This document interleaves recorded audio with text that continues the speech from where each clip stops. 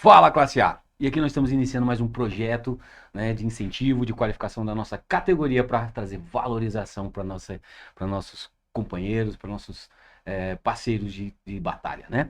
E hoje nós estamos aqui com o Guilherme, uma pessoa incrível, uma pessoa especial para mim, porque fiz o casamento dele, cara. Eu fui seu maître ou fui seu VIP? Foi meu VIP. Foi o VIP dele, cuidei dele como uma criança a noite inteira, dele e da esposa, casal maravilhoso.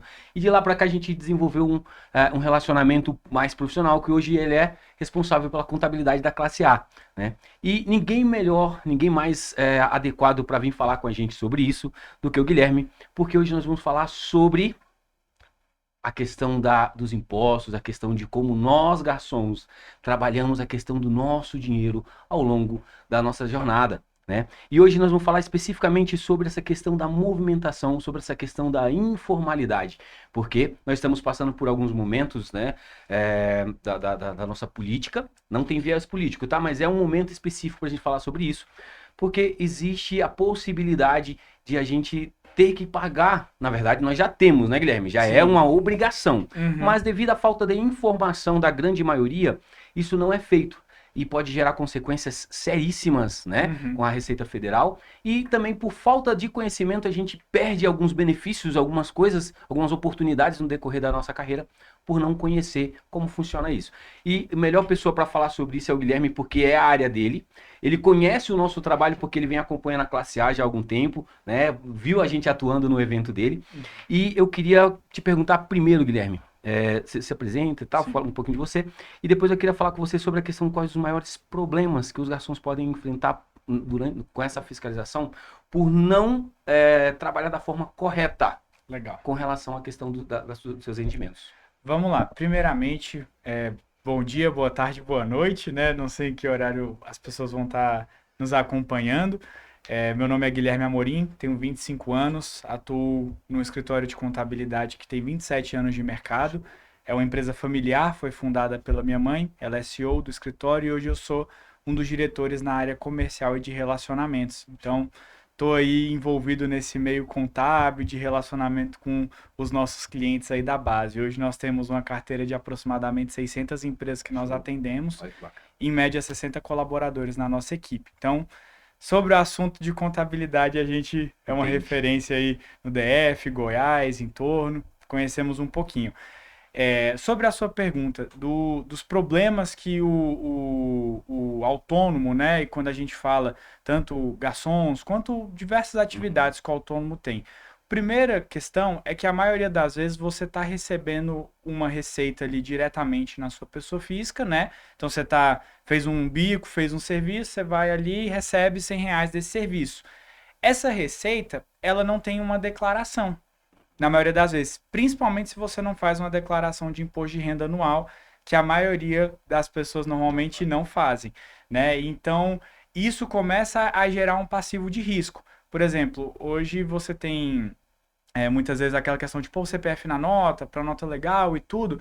Todas essas informações que nós passamos vão gerando insumos para esse quesito de declaração. Uhum. Então, até os recebimentos que caem na nossa conta, de certa forma, né, até veio algo aí no início de 2025 e cada vez mais a gente tem visto que a Receita e o governo têm buscado estratégias para esse cruzamento, né, desses dados. Então, você percebe que, inevitavelmente, a gente precisa começar a se regularizar, aprender a lidar com isso, né, não só por conta dos riscos que você corre, porque hoje, né, se você, por exemplo, é autuado para poder fazer a sua declaração, pessoa física e tudo, fora juros e multa, você paga 27,5% do seu rendimento anual. Então, assim, é um problema muito grande que você É uma pode correr. facada. É uma facada. É uma facada, né? E muitas vezes a gente estava até conversando um pouquinho antes, né, sobre essa questão de gestão financeira e tudo. Muitas vezes você não está nem com a gestão para poder arcar com uma facada Exato. dessa. Então, assim, a melhor estratégia hoje é trabalhar de forma mais regular possível, porque você, não só pelos riscos, mas também pelos benefícios que Exato. você pode ter com isso, que eu acho que a gente vai conversar um pouquinho mais para frente. Mas, sendo bem objetivo em relação aos riscos hoje, que o garçom ou qualquer outro profissional que atue de forma autônoma e não tenha um CNPJ ou não receba um RPA, né, ou alguma forma de declaração desse recebimento, qual que é o maior risco que ele tem? A Receita Federal pegar ele. Né? No início do ano teve uma grande movimentação, né, de que a Receita iria começar a pegar os PIX e tudo de pessoa física, né? É uma coisa importante, até que gerou um caos ali, mas uma coisa que é muito importante já deixar claro é que a Receita Federal hoje ela já tem todos os dados de transação das empresas e das pessoas físicas, porque elas transitam para a pessoa física. Hoje, o Bacen, ele já pega de todos os bancos e fintechs essas informações. Então, assim, o risco você já está correndo. Aquela notícia de início de ano foi para gerar Foi um alerta. um alerta, mas é algo que todo mundo já existe. corre, já é um risco real, né? Então, assim, o quanto antes você regularizar a sua forma de receber e de ser tributado, melhor, porque aí você já vai estar acostumado com isso, não se torna algo tão penoso. Daqui a pouco a gente provavelmente vai conversar também sobre a diferença de receber como uma pessoa física, diferença de receber como uma pessoa jurídica, e vocês vão perceber que tem muito mais benefício em receber o seu trabalho como PJ do que como uma pessoa física diretamente autônoma. Porque você paga mais tributo quando você recebe direto na pessoa física. Entendi. Bacana, bacana. Vamos lá. Eu achei interessante que você falou que esse risco já existe porque ele já tem essa informação, Sim. né? Só que tem uma interpretação errônea também de que somente os autônomos, né? Porque hoje em dia a gente sabe que o nosso salário mínimo ele está, né, um pouco defasado com relação ao custo A da necessidade, vida, a né? necessidade do dia a Sim. dia. Então, praticamente 90% das pessoas, né? Eu sou otimista em falar isso, né? 90% das pessoas têm uma segunda renda, tem uma forma a mais para poder ganhar um dinheiro. Sim. Tá? Essas pessoas que são CLT, mas também têm atividades, né, por fora, elas também correm esse risco, né? Ou até maior, porque ele soma com a renda que ele já tem, que é uma renda fixa. Sim. O 100% autônomo, ele tem uma variação muito grande, de hoje ele ganha 2 mil, amanhã ele ganha 10 mil. Né? Já o CLT, ele tem uma renda fixa, mais os bicos que ele faz. Né? Então essa pessoa também tem que prestar atenção nisso, correto? Demais, demais. E aí quando a gente fala disso, como CLT, ela já tem os tributos que são descontados dela, né? FGTS é um fundo garantidor, não é um tributo, mas é algo que desconta do salário dela ali todo mês. Você tem o INSS também que vai estar ali envolvido nesse desconto que é de 11 e pouco por cento, mais ou menos, a 13% esse INSS que está sendo descontado. Quando a pessoa está recebendo esses outros ganhos de forma irregular, né? Mesmo sendo CLT, isso vai se somar. Então, assim, como justificar? Se a Receita bater na sua porta, você tem 3 mil de salário ali que a empresa já declare que você paga o imposto do INSS. E aí você ganha mais 3 mil por fora. Como é que você justifica isso? E aí tá a questão. Esses 3 mil aqui, eles precisam ser tributados de alguma forma. Então, a viabilidade que a gente considera importante para as pessoas que atuam dessa maneira abre um MEI. Que aí é uma forma de recebimento. Entendeu? Então, em vez de você pagar 27,5% sobre os 12 meses que você recebeu 3 mil a mais por fora, você vai pagar uma taxa de R$80 por mês, que é o imposto do MEI, que é um imposto fixo. E com esses R$80 você já está também declarando essa receita. Emitiu essa nota de 3 mil, você não vai pagar imposto sobre esses 3 mil. Já é uma receita que ela está declarada. Então é um dinheiro que está entrando na conta que você não precisa ter medo do leão lá no início do ano, quando for fazer sua declaração de imposto de renda. Entendi. Isso é bem mais seguro, né? Porque Sim. você não precisa fazer cálculo, por exemplo, de percentual de nota nesse caso, entendi. Sim. Você tem um valor específico para você, né, de contribuição mensal. Sim, é isso? hoje, né, o MEI ele pode faturar até 81 mil ano. Isso dá uma média de aproximadamente 6.800 por mês, mais ou menos, né? R$6.800. Então, assim, você pode emitir isso de nota e isso vai estar sendo declarado, você não vai pagar nenhum imposto a maior por isso. e tá com um projeto de lei que ainda não está definido se vai ocorrer ou não, que provavelmente vai aumentar o valor que o MEI pode declarar, que eu acho que vai para 140 ou 150 mil. Eu vi dizer, eu acho que 140 mesmo. Isso. Não, eu vi nas redes sociais. Não. Isso, ainda Não não sei está se nada definido, Ah, né? entendi. Tá Tá no em processo processo. Tá num Entendi, processo. legal. Se for aprovado é bem bacana, né? Sim, Ah, sim. legal. Vamos lá. Então, você acabou citando a questão do MEI, né? Que é o Uhum. microempreendedor individual. Isso. É uma modalidade, como se fosse a modalidade inicial para o empreendedor. É isso, Sim. né?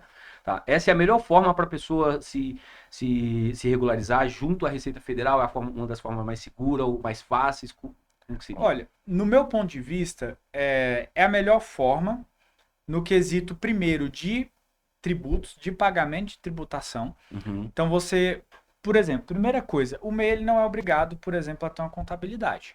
É algo que se torna opcional conforme a necessidade de apoio e assessoria. Né? Uhum. Nós até estamos lançando um produto que vai ser específico para MEIs, Show. com uma precificação bem baixa, de fato, para poder auxiliar ele no processo de emissão de nota. Isso eu não sabia. A gente está lançando, né? A gente está construindo uma ferramenta Legal. que vai fazer um processo de atendimento e a gente vai ajudar o MEI a controlar a contabilidade dele. Show. Porque o MEI, por lei, ele não é obrigado a ter uma contabilidade. Aham. Então, não é uma obrigação, né? E aí, a nossa intenção com esse projeto é, de fato, poder agregar valor para o MEI. Aham. Ele não precisa ter a gente, mas é uma forma da gente poder ser esse suporte para ele, né? Até porque, muitas vezes, o que as pessoas têm medo de se regularizar é isso. Não, mas ter uma empresa é tão difícil, tem que pagar imposto, tem que entrar no site de não sei quem, tem que emitir nota, vai me dar muito trabalho, eu perco tempo que eu podia estar ganhando dinheiro. Uhum. Então, a maioria dos argumentos das pessoas para não se regularizar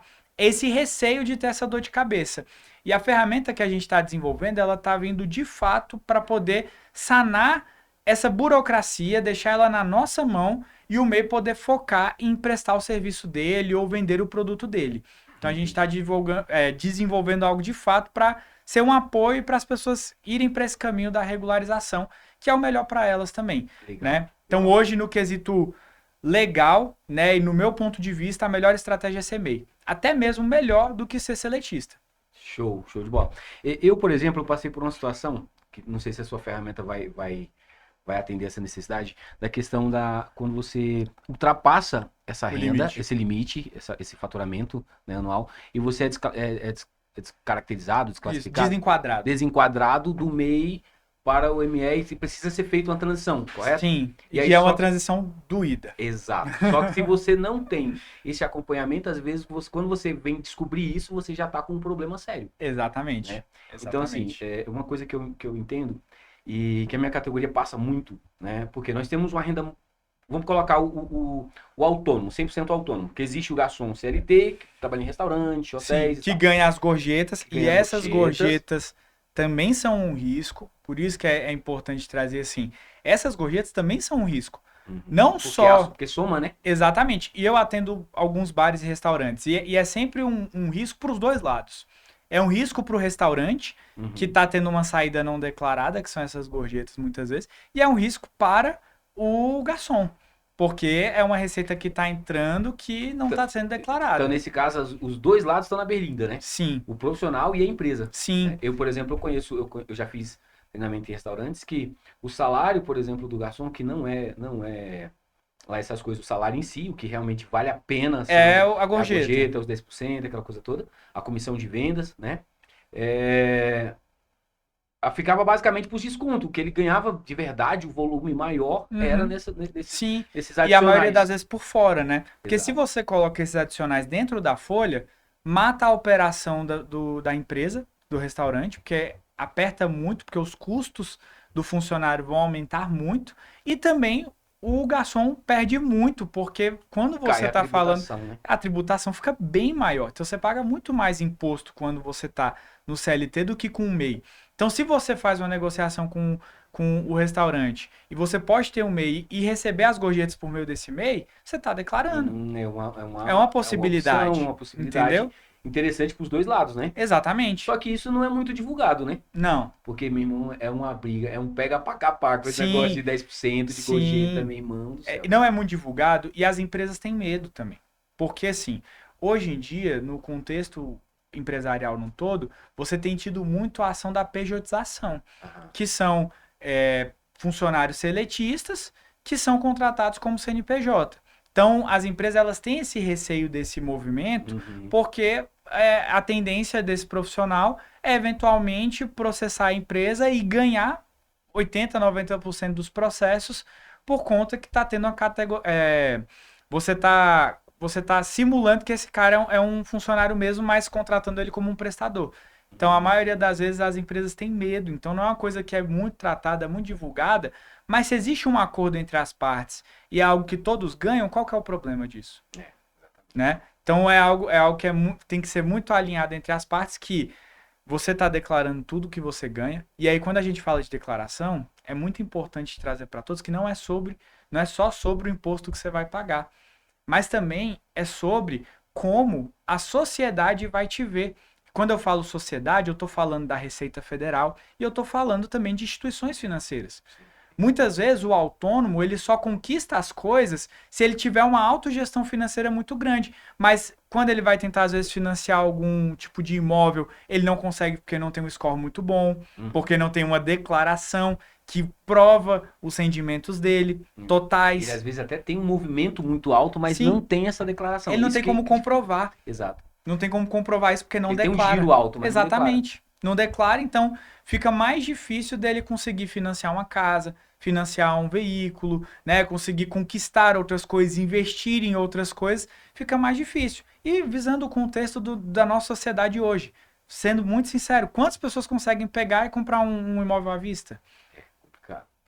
Não é fácil. Então você precisa entender que a declaração não é só sobre pagar os tributos, mas é sobre também a Não Receita é só uma Federal te ver. penalização, né? Não é. São possibilidades que você tem também. São possibilidades que se abrem para você, né? E Uhum. com o MEI também, porque, por exemplo, existe o Pronamp, que é um Aham. tipo de empréstimo que ele é exclusivo para empresas. Se você é um autônomo, pessoa física, você não vai ter oportunidade desses tipos de empréstimo.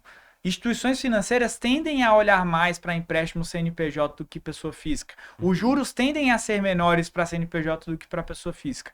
Então você vê que existem essas possibilidades que, a partir do momento que você anda na regularidade e como a gente fala, dando a César o que é de César, você começa também a ser visto com mais valor nesse quesito como alguém que é um potencial, né, para poder estar recebendo um empréstimo, que as instituições vão ver que tem segurança em poder te emprestar um dinheiro. Entendi. Mesmo porque a informalidade, de forma geral, ela não é bem vista pela lei, porque você precisa, como você falou, dar a César o que é de César. Sim. Né? Você precisa realmente, né, fazer a sua parte. Sim. Quando você realmente vive nessa penumbra da incerteza do que está acontecendo, né, as empresas também ficam com o pé atrás. Né? Sim. Exatamente. Vamos lá. Existe benefícios, existe uma situação mais vantajosa para aquele que é 100% freelancer, que é 100% autônomo, dessa relação que a gente acabou de falar, do CLT, que também precisa do MEI, por exemplo, para as gorjetas, por 10%. Existe alguma facilidade a mais para quem é 100%? Então, onde eu trago que você tem vantagens e desvantagens. O seletista, ele vai ter inevitavelmente mais vantagens. Por exemplo, um seguro-desemprego, né? Que ele vai ter um 13º salário, ele tem o FGTS, que é o fundo garantidor ali, que ele vai receber caso ele seja demitido, né? Ou ele seleciona um saque aniversário, ele tem essas vantagens, só que ele paga mais imposto. Comparado a um MEI freelancer. Então, vamos colocar aqui que você tem 3 categorias do profissional. Um autônomo, que é pessoa física, que a maioria das vezes não declara as rendas dele, porque se ele declarar, é o que eu estou trazendo, ele vai pagar em torno de 27,5% de imposto. Entendeu? Autônomos que não tem o CNPJ. Você tem o CLT, que ele vai estar pagando o imposto dele na hora que ele recebe o salário, já é descontado esses impostos. E você tem o autônomo MEI, que é o que tem o CNPJ, que emite uma nota, que emite as notas sobre os serviços deles e que está pagando a tributação mensalmente de R$80. Essa tributação de R$80 já está influenciando no INSS dele. Então, por exemplo, lá no futuro, passou os anos de contribuição, quer aposentar, você pode aposentar e usar esses anos que você pagava o imposto do MEI para isso. Entendeu? Se porventura aconteceu um acidente pessoal, profissional, algo que te gera uma possibilidade de aposentadoria pelo INSS, com o MEI você pode aposentar pelo INSS, pelo CLT também. Agora, como um autônomo que não declara nada, você fica de mãos atadas, né? E o que você mais precisa, principalmente nessa função, para trabalhar, você precisa tá com o corpo ali para isso. Então, assim, se você se Sua ferramenta acidenta... de trabalho mais poderosa é o seu corpo. Exatamente. É a sua saúde. Se você se acidenta, como você consegue gerar renda? Não consegue. E aí você não tem nenhum tipo de assistência. Quando você tem um CNPJ MEI, que você paga a tributação, ou quando você é CLT, você tem essa vantagem de, eventualmente, na necessidade, ter um apoio público, né? Entendi. Esse tema que você acabou de abordar é uma coisa que é muito importante, porque a gente, basicamente, hoje em dia existem esses dois extremos. O CLT, que tem um seguro-desemprego, que tem uma férias, tem um 13º, mas reclamam porque ganha pouco. E aí nós temos do outro lado, nós temos o freelancer 100% autônomo, CPF, que não tem CNPJ. Ele ganha bem, trabalha pra caramba, num mês, no outro ele não tem nada. E aí, só que o que acontece? Com o passar do tempo ele se acostuma com isso, ele começa a viver esse ciclo, né? De um mês que ele trabalha 30 dias, o outro mês ele trabalha 10 dias. Ele começa a administrar isso, porém, chega um momento em que ele não consegue mais atuar. E aí ele entra em dificuldade financeira, ele coloca a família em situação ruim, tá? E isso não é raro. Uma das coisas que mais acontece é, com o passar dos anos, a gente vai diminuindo. Eu tô com 42 anos agora, eu comecei há 16 anos atrás, vou fazer matemática agora, cálculo agora não. Mas há 16 anos atrás, quando eu comecei, eu chegava a fazer 3, 4 eventos no mesmo dia e tava feliz porque o bolso estava cheio. Hoje eu já não consigo mais. Eu já estou chegando no meu limite físico para a profissão. Porque não é fácil. Eu cheguei a caminhar 17 quilômetros esse dia no evento. Nossa. 17 quilômetros com sapato social, roupa social, terno e uma bandeja pesada com mais aproximadamente 6 quilos. Uma bandeja de taças. Nossa. Pesa em torno de 6 quilos. Entende? Então, assim, e aí nós temos esses dois extremos. Um reclama que ganha pouco, o outro reclama que chega uma determinada fase da vida e não consegue mais trabalhar. Não tem dinheiro. E aí agora o Guilherme está apresentando, está mostrando pra gente a terceira via. A via mais segura de finanças, a mais segura com relação a benefícios e a mais segura com relação à questão de lei mesmo. Entende? Gente, vai deixar a casa cair na cabeça para poder acordar? Pelo amor de Deus, vamos amadurecer. Entende? É a oportunidade que a gente está tendo. Vamos aproveitar esse burburinho, esse alerta vermelho, né? Que tocou aí nas redes sociais, pra gente entender que as coisas precisam evoluir, né? E aí agora, Guilherme, eu queria falar contigo com relação à questão das empresas. Porque quando se fala de garçom, 70% só querem ver a questão do lado do profissional. Mas nós temos que entender que sem um buffet, sem um restaurante, sem um hotel, nós não temos trabalho. Nós não temos trabalho, né? E quais são os riscos que as empresas correm lidando diretamente com o CPF? Porque a movimentação é alta. Sim. A movimentação é muito alta. E aí, no caso do restaurante, com os CLTs, não. Ele já tem um regime, né? Que já aplica a tributação. Mas no caso do restaurante que trabalha com freelancers, que é muito comum, em dias de pico, por exemplo, nós temos o restaurante abre de segunda a segunda, terça e quarta não tem movimento. Sim. Quinta, sexta e sábado vira um inferno. Domingo o negócio tá todo ou até mesmo no caso dos buffets, né, que vão chamar para os eventos, por exemplo. Aí né? o buffet já é uma questão, uma segunda realidade, porque o restaurante ele tem o funcionário CLT, só que ele tem uma brigada menor, ele tem uma quantidade menor de garçons fixos, porque senão ele vai pagar 10 garçons todos os meses e segunda, terça e quarta ele só precisa de 3. Sim. Então ele vai pagar e não vai ter resultado. E aí ele tem, nos dias de pico, nos dias de alto movimento, ele tem bastante freelancer. E aí qual é o risco para o restaurante com relação a essa movimentação dele fazendo esse pagamento direto para CPF?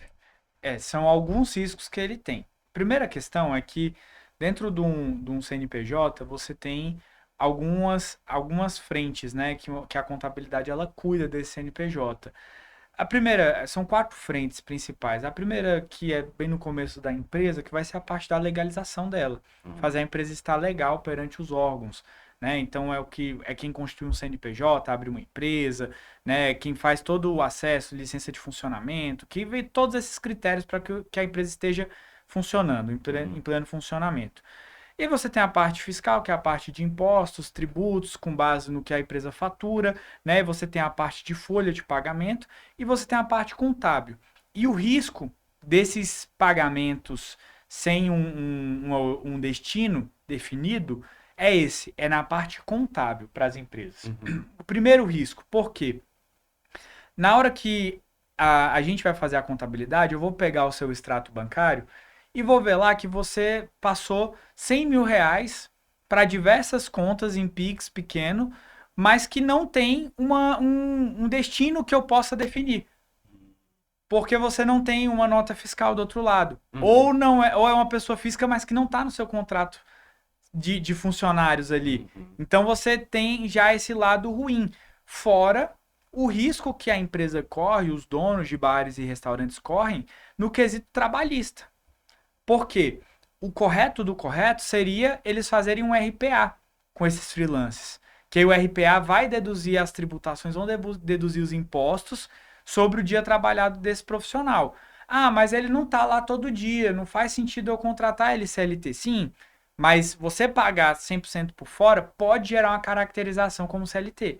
Então isso pode gerar um risco para a empresa se tiver um profissional que haja de má fé quanto a isso. Entendeu? Se esse profissional, por exemplo, ele tem periodicidade, ele tá assim, toda sexta, sábado e domingo eu chamo o mesmo cara. Pode ser considerado. Pode ser considerado, então... É um BO. Né? É um BO. Então, assim, o que hoje os restaurantes têm que fazer, né? E que os profissionais também têm que fazer nesse quesito de ajuste e regularização, né? É deixar algo que fique bom para todas as partes. Em que quesito? Se o restaurante, ele chama esse profissional recorrentemente, ele tem 2 opções e o restaurante tem que bater o pé nisso. Ou você emite uma nota para mim sobre o seu serviço, ou a gente vai fazer um RPA. E aí o RPA, os dois perdem no quesito de pagamento, de tributos. Tanto o funcionário quanto o restaurante. Mas, às vezes, fica a critério mesmo do profissional. Ah, não quero ter MEI, não quero me envolver com isso. Fica a critério, né, do profissional. Mas existem essas 2 possibilidades. Essa terceira via de pagar o freelance por fora e tudo se torna um risco muito grande. O que é menos risco seria, sim, se você paga em dinheiro. Que eu sei que muitos estabelecimentos também fazem isso, mas a gente observa pela tendência do mercado que não é comum. Eu não lembro a última vez que eu vi uma nota de 100 no bolso.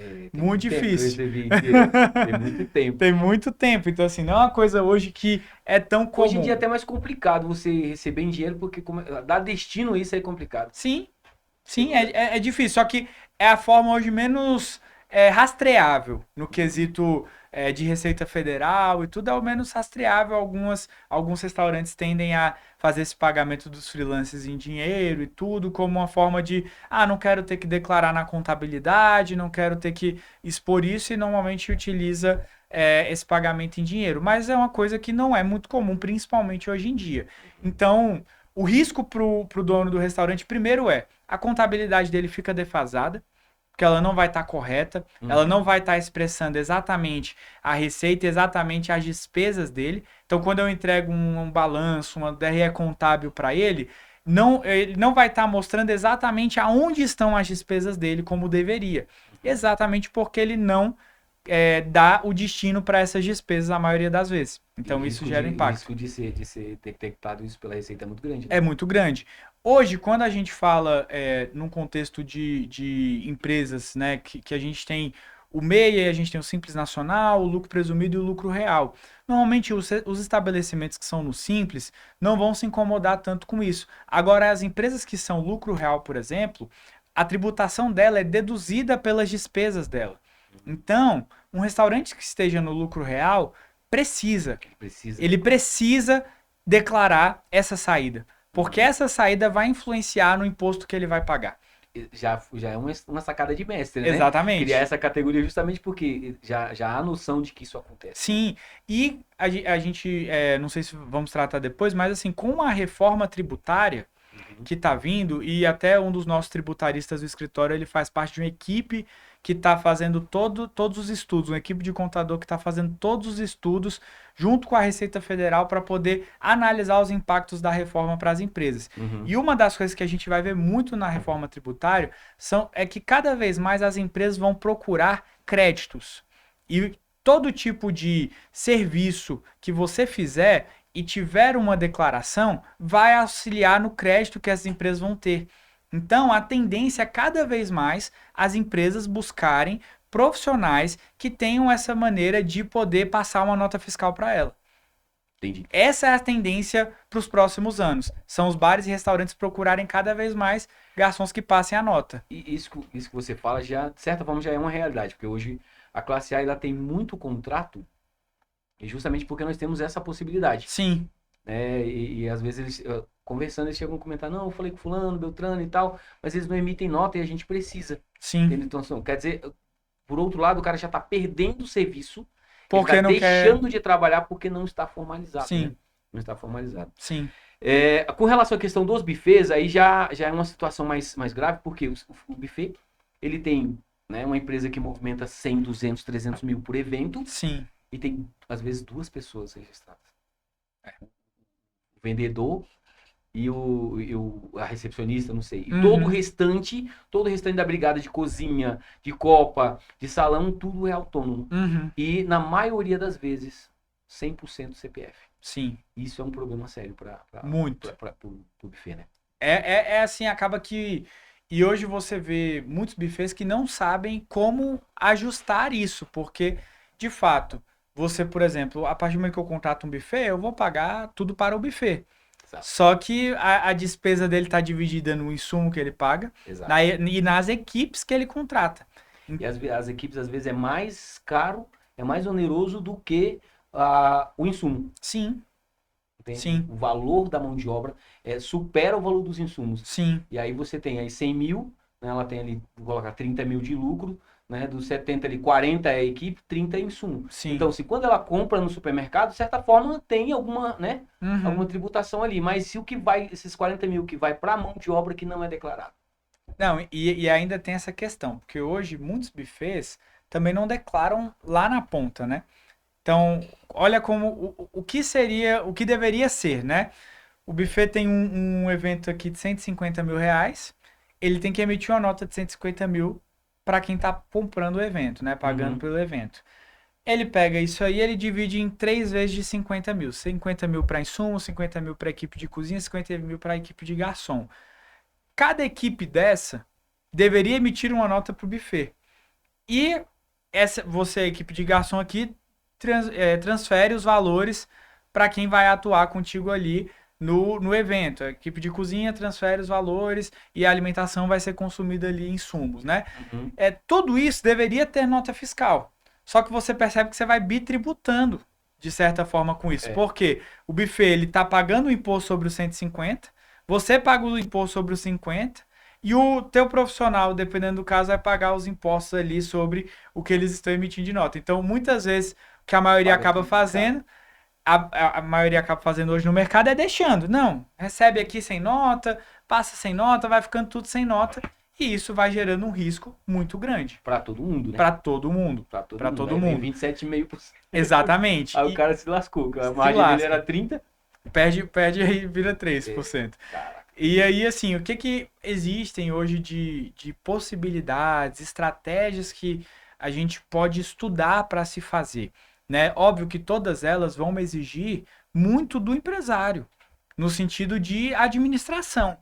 Mas algumas das possibilidades que podem ser feitas, por exemplo, é dentro do contrato, você ramificar os recebimentos por empresa, e aí uma parte do recebimento já cai direto. Tá fazendo, né? Sim. Você pode ramificar uma parte do recebimento para uma demanda específica, uma parte para outra, deixar isso certinho em contrato.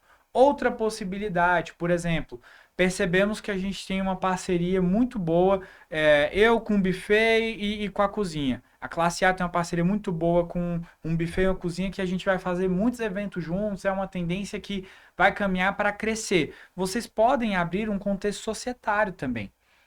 Onde vocês vão atuar com esse CNPJ para todos esses contratos, e aí os recebimentos que vocês vão ter entre as partes são como se fossem distribuição. Então é uma forma também de vocês poderem receber tributando apenas na ponta. Legal. Entendeu? Então são algumas estratégias que você pode tentar utilizar a fim de declarar, mas não bitributar sobre o que você está declarando. Entendi. Gostei dessa situação, porque tem uma proposta de um buffet que eu estou assumindo que vai se encaixar legal. Vamos falar um pouco rapidinho aqui sobre uma situação. Eu, por exemplo, eu tenho uma agência. A Garçom Classe A é uma agência. Então, automaticamente, eu tenho uma margem de lucro, eu tenho, né, um acompanhamento e tal. Porque existe um CNPJ, porque é uma empresa. Sim. Só que acontece muito, e eu comecei assim, de, por exemplo, o buffet tal, vamos colocar o J Gourmet, me contratou. Começou no J Gourmet dessa forma. O J Gourmet me contratou, gostou do meu trabalho como maître, e aí falou, Cleiton, você fica responsável pelos garçons para mim. Por quê? O dono do buffet, ele tem que se preocupar com lista de compras, Sim. ele tem que se preocupar com contratos, ele tem que se preocupar com equipe de cozinha, com isso, com datas, com protocolos, né? Então, o que ele faz? Ele delega. O chefe de cozinha traz a equipe de cozinha, o maître traz a equipe de salão. É como se fossem os gerentes dele que vai coordenar essas equipes. E aí, o que acontece? Existe muito hoje aquele garçom ou aquele maître que ele chama a equipe. E aí, para facilitar para o dono do buffet, ele recebe toda a mão de obra na conta física dele e ele faz esses pagamentos. Só que ele recebe num CPF, paga para CPF sem nenhuma margem de lucro. Ele não tem margem. Ele não tem margem, ele só recebe 10 mil e transfere 1.000 para 10 pessoas. Para 9 pessoas, que ele fica com o dele, né? E aí a questão qual o risco que esse cara tá correndo? Muito alto, um risco muito alto, assim, porque é como se fosse assim, pensa comigo, se você fizer, vamos colocar aqui, para a Receita Federal é isso, tá? Se você fizer aí 50 mil em 10 eventos, dá 500 mil, entendeu? Então é 500 mil que você não está declarando num ano. E a Receita não quer meio saber milhão. se você teve lucro ou não. Não quer saber, você não declarou, você movimentou, você não tem, você recebeu esse dinheiro sem dar para ele uma origem, então assim, você não deu uma nota fiscal, você não fez nada para receber esse dinheiro e você está distribuindo ele. E para a Receita Federal, ele não vai olhar se você é um maître ou se você é um traficante, porque é uma receita não declarada. Então essa é a questão. A questão é que o que eles estão olhando é que você não está declarando. Aí a gente pode falar, a política, tantos pontos, mas o que a Receita Federal ela vai olhar é que você está recebendo um dinheiro que você não está declarando. Mesmo que você distribua. Porque eles também não estão declarando. Então como é que você vai justificar toda essa movimentação? E novamente, mas será que eles vão ter acesso? Como é que eles vão ter acesso? Eles já têm. Todas as instituições financeiras hoje precisam passar os relatórios para a Receita Federal. É obrigatório. Fintech, maquininha de cartão, tudo. Entendeu? Então, assim, as pessoas têm buscado estratégias, assim, às vezes para, não, mas vamos fugir. Não tem muito, não tem muito para onde fugir. É um risco que você está correndo. Pode ter dado sorte até agora, né? Exatamente. Mas a casa pode cair mais cedo. Ela pode cair. O que eu te falo? Agradeça a Deus a cada ano que passa. Porque eles só podem pegar os últimos 5 anos. Então, cada ano que passa... Não tô mais, graças a Deus. Né? Já resolvemos. Tá resolvido. Mas assim, o que eu quero dizer? Você corre o risco. O risco, ele tá aí. Você tem que ter ciência desse risco. Né? Desse risco que você tá correndo dessa forma. O que seria o ideal? Assim, não necessariamente o ideal, mas para mitigar um pouco o seu risco. Né? Então, o Cleiton recebe 50 mil de um evento que ele não tem margem, né, de 50 mil. Então, o primeiro critério que ele vai ter que começar a analisar eu vou precisar primeiro cobrar 50 mil mais uma parte do imposto, porque eu preciso emitir nota sobre esse valor. Então, vamos supor que seja um imposto de sei lá, 6%. Você cobra 56 mil lá. Cobra 56 mil da pessoa, né, dando um exemplo ali, para você ter um pouco de margem, porque a partir do momento que você está envolvendo nessa operação, Cleiton, você não pode trabalhar sem margem. Não pode. Por que da margem? Porque a margem ela é extremamente importante para você ter ganhos, porque a empresa ela vive de lucros. Então você tem que ter ganhos para além do seu serviço, até porque você também corre um risco ao estar indo atrás da sua equipe de garçons. Então você precisa ter margem, como a agência. Não pode ser só assim, vai ser 10 mil, cada um ganha 1.000 e eu ganho meus 1.000. Não. Você precisa ter uma margem nisso, porque você está agenciando. Então você precisa ter essa segurança, né? Então o primeiro ponto, ter uma estrutura aqui de precificação, que você vai conseguir tributar sobre isso aqui, e aí beleza. A sua equipe não quer ter MEI, não quer ter CNPJ, não quer atuar com isso. Esse CNPJ, se você transferir ele direto do CNPJ para as pessoas físicas, você gera esse risco contábil que eu trouxe, você pode transferir para a sua pessoa física e transferir para eles, porque da empresa para a pessoa física, você é isento não tributado. Então você não paga imposto quando você pega o dinheiro que caiu no CNPJ e joga para a sua pessoa física. Você não paga imposto sobre esse recurso, porque você já pagou imposto na ponta. Entendeu? Então nesse recurso você não paga imposto e daí você pode distribuir. Fica menos pior no quesito contábil de riscos para você. Qual é o mundo ideal? O mundo ideal é o Cleiton emitir uma nota de 50 mil para o buffet transferir esse valor, cada um dos garçons emitir uma nota referente ao serviço prestado nesse evento para o Cleiton e passar. Até porque esses garçons, a maioria serão mês. Então eles não vão pagar sobre a nota emitida. Ele já vai pagar um valor específico mensal. Então o MEI ele foi criado exatamente para isso, para gerar mais regularidade para as pessoas que atuam de forma informal, entendeu? Então ele veio de fato para isso. Então é o benefício que o MEI tem. Você pode emitir 1.000 ou 6.000 de nota. Você pode até emitir mais. Você pode emitir 10.000 de nota. A questão é o limite anual. Você pode emitir 50 mil uma vez, não tem problema. A questão é o limite anual. Não pode passar do limite anual. Uma dúvida. O MEI, ele pode, por exemplo, ele tem... quanto a previsão é... 81 mil. 81 mil. Sim. Então ele pode, por exemplo, emitir num mês 60 mil, no outro mês 20 mil. E não... Aí ele não pode mais emitir nesse ano. Isso. Se ele emitir, ele vai ser descaracterizado, né? Aí ele vai ser desenquadrado. Exatamente. Entendi. Então, você... Mas para uma pessoa que tem um processo sazonal, por exemplo, aí eu trabalho... eu tenho um vizinho, isso é real. Ele só trabalha nas férias escolares, que ele vende pipa. Você sabe quem é, né? Ele vende pipa. E ele tira, nas férias, vendendo pipa e linha, ele tira dinheiro para viver o resto do mês, do ano. Olha aí. Né? Se vive bem ou não, é outra situação. Mas ele tira o recurso. Então, exatamente. Assim, nesse caso, ele pode, por exemplo, pode porque ser sazonal, é julho e dezembro. Não tem problema. O MEI, ele pode emitir a nota, ele só não pode emitir uma nota de 100 mil de uma vez, que ele vai passar. Mas ele pode emitir a nota no valor que ele quiser. Show. Entendeu? Então não precisa ser uma média mensal, até 6 mil por mês. Não. Se num mês você trabalhou e faturou 20 mil, emita a nota de 20 mil. Legal. Isso faz parte para que seu CNPJ comece a ganhar corpo. E aí existe um desafio, que por isso é muito importante a gestão financeira, porque quando você vai sair do MEI para virar uma ME, né, vai virar uma empresa tradicional, aí você já vai ser obrigado a ter uma contabilidade, aí você já paga o imposto sobre o faturamento que você gera, aí você tem que estar preparado para lidar com esse novo desafio. Só que esse novo desafio vem também com novas possibilidades para você crescer. Claro. Né? Tudo é proporcional, né? Sim. Vamos lá, para a gente encerrar, eu lembro que a primeira vez que eu fui criar o MEI, eu tive uma certa dificuldade, porque o MEI você não paga nada, aquela coisa toda, só que quando você entra na internet, quando você vai buscar essas informações, o que tem de gente oferecendo e paga taxa, paga isso, paga aquilo outro e tal.